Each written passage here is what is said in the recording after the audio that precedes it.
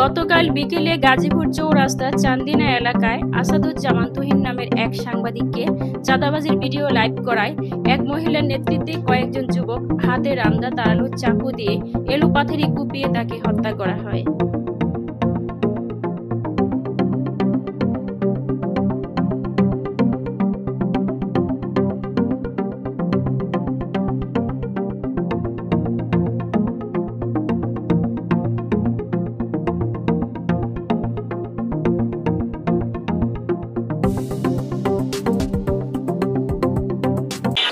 এই জায়গায়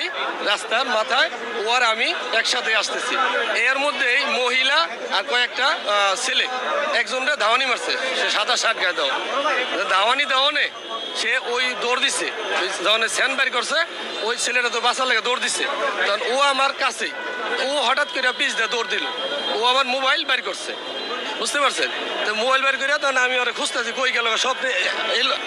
আলজল লেগে গেছে গা, যে কি ব্যাপার ঘুমনে কি হইলো, কেরা ওই যে স্যান ধাওয়াইতেছে, আমি পিছে পিছে দৌড় পারি, এদিকে দৌড় পারি, পরে শুনি যে এই জায়গায় আইসা এই দোকানের মধ্যে তারা কোবাইতেছে, তখন আমি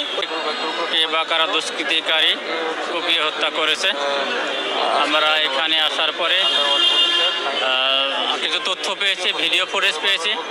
তার আলোকে যে দুষ্কৃতিকারী যেই হোক না কেন তাদেরকে ধরে আমরা আইনের আওতায় নিয়ে আসবো ইনশাআল্লাহ।